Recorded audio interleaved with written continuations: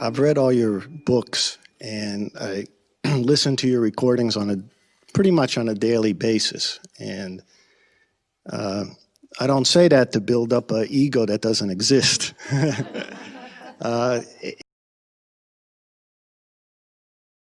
It leads into my question. What I find in trying to practice the power of now, trying to be conscious without thought, is a very heavy inner dialogue of all the principles and things that I've read, like, how should I do this? What would Eckhart say? And actually my thought process starts getting more active. And I think I'm losing the presence by that thought process. And then I think of your latest book with the cartoons, which I love, which I think there's one with a little bird in the tree. He's talking to the dog, and he's very upset. And the dog says, "What's wrong?" And the bird says, "Well, you know, I'm thinking about yesterday and this and that, and I'm worried about what's going to happen in a week, 2 weeks, about the future. What do I do? What do I do?" And the dog just looks at him and says, "Stop thinking." So how do I, it seems you try to stop thinking, and you read all this and you try to practice it, but yet in any given situation, I find that in order to get closer to practicing it or even practice it, it's causing a lot of thoughts to happen. So is that different kind of thoughts, or those thoughts that I should break that kind of habit? And if so, how? Okay, thank you. Thank you.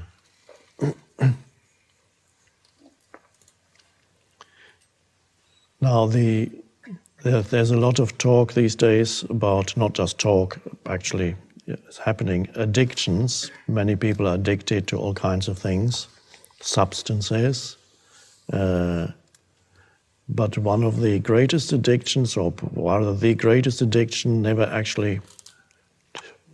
you never read about it in the papers, because the people who are addicted to it don't know it. It's the addiction to thinking. It's actually addictive. Can't stop thinking. It's like can't stop drinking, can't stop smoking, can't stop eating, can't stop thinking. Thinking is the greater addiction than any of these. And it's an addiction because it's been a drug, it's been around for so long, and it's a pseudo sense of self. So it's a great reluctance on the part of most people to let go of thinking, which is equated with the state of sleep, to let go of thinking. There isn't that much to understand in this teaching. There's a little bit to understand about how the ego works, but even that is just mainly a self-observation. The main thing about it is presence. Presence. And presence is a space of no thought, but presence can also be there in the background even when thinking is happening. You can still be not completely involved in the thinking. Thinking loses the ability to create havoc in your life and confuse you. So your choice then is not to understand more or to bring some intellectual analysis to the practice, but to practice the state of not thinking, which can be arrived at by various ways, as you probably know. If you don't think about it, just do it. Becoming more aware of the present moment and accept it as it is slows down the overactive mind, is one thing. Because a lot of the overactivity of the mind is an attempt to get away from the isness, the simplicity of the present moment.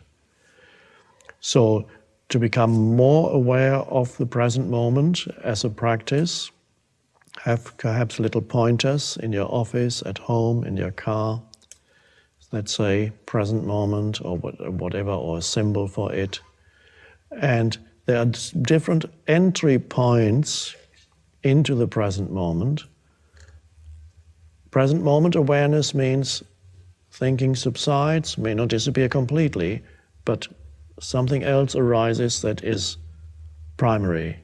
We call it presence or awareness.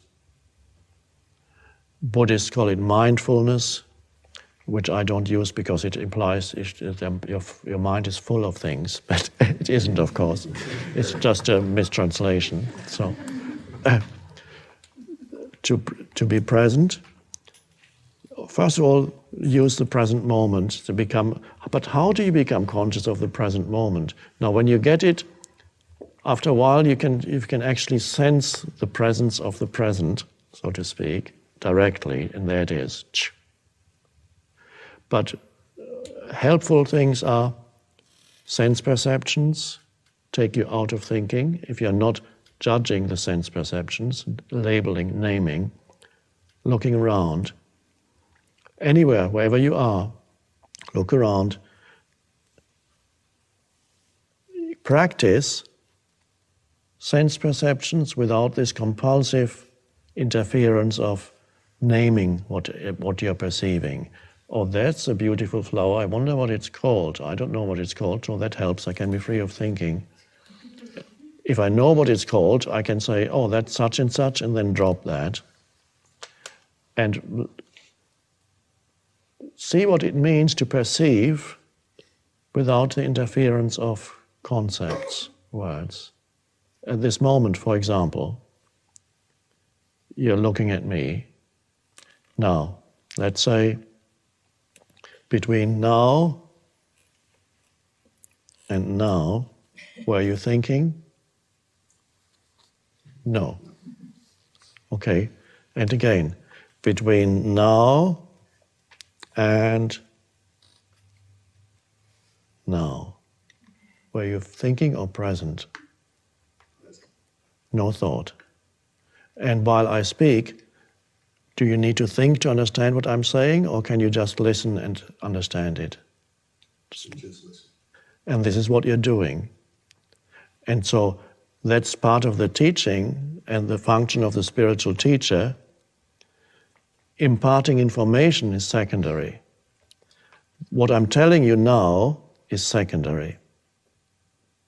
What is primary is the underlying state of consciousness, which is presence. That's the teaching. But you can't talk about that. It's underlying. But a sign that it's working is that while you listen, there's no thought. There's just an alert presence. And when the so-called teacher stops speaking for a moment, the alert presence remains. It does not need to be filled with anything. Like now. What is there to think about? Nothing. Now, if we do this for longer, at some point, your mind will probably start up and think, how much longer is he going to sit there? And when that happens, you can allow your mind to say, how much longer is he going to sit there and say nothing, and then come back to presence. And then some other thought will come. What's this all about? And then you can allow that thought to arise and then be present again. Which means you're not really, your priority is no longer to follow the thought where it wants to take you, because the thought has a magnetic pull. It wants more of your consciousness, but it wants to grow, because it's a little entity. It wants to grow, so it wants your attention. And in subtle ways, it tries to get your attention. It says, it might even use a bodily feeling. It says, gosh, I'm hungry suddenly. Why didn't I need to eat something? And then you think of what restaurant am I going to afterwards? And so the presence is gone, you are gone, you are looking for a restaurant in your mind. Which means the thought used as some bodily thing to make thoughts out of it, completely pointless, because you can't find a restaurant because you're standing here. But it can use all kinds of things to manufacture to get your attention. And if you're not careful, if you don't know the mechanism, it's not so much an intellectual understanding, but a simple realization that this is what the mind does. It tries to pull you in. It's fine, that's what it does. Once you know that, you can allow thought to arise without following it where it wants you to go, which is into another bigger thought and a bigger one. So then you become like like my dog when it finds a scent.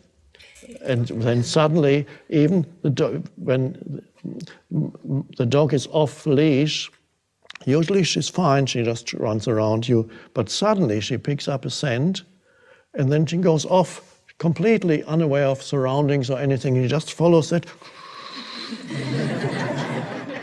And she could get lost. She goes off to the horizon sometimes, just disappears.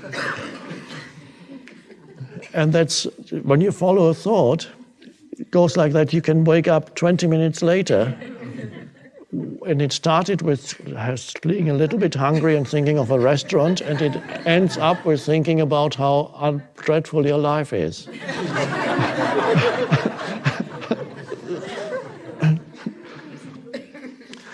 So you don't follow the thought. You say, "Oh, there's a thought." You don't actually say it. You recognize it as a thought that arises, and then the difference is the thought arises in the space of your consciousness. It no longer absorbs your whole consciousness.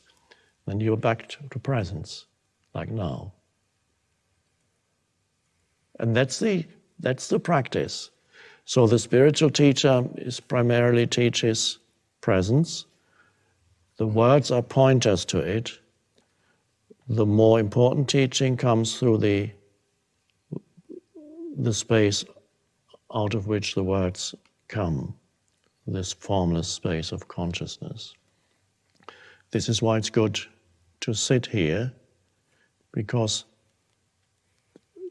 somehow we can then share here this beautiful spaciousness that the majority of humans on the planet still don't know about. More and more people are beginning to realize this, but still a minority. Most humans are still completely trapped in non-spacious, content-obsessed consciousness, completely dominated by every thought that comes in. Content, no space, only content. One thing after another. What do I have to think about now? Oh, this. Oh, dreadful state. So the practice is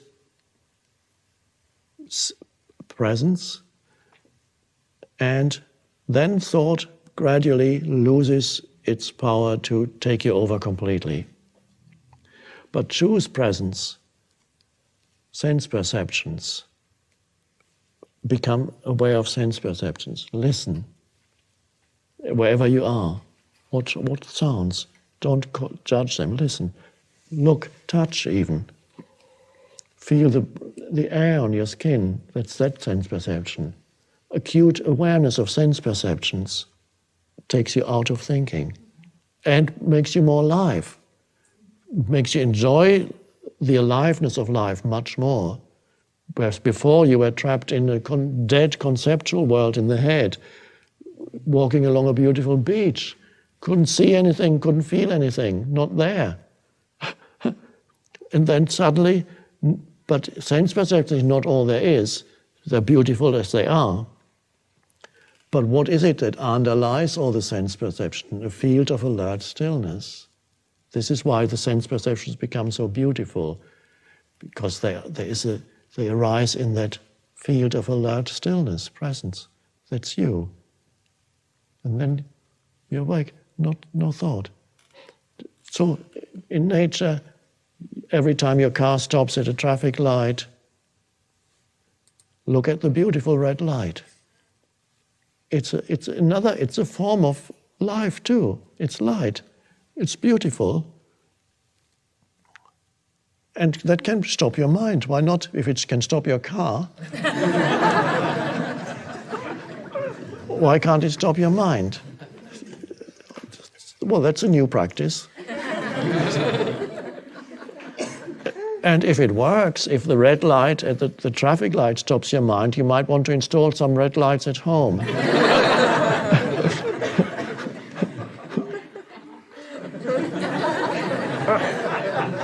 Everywhere.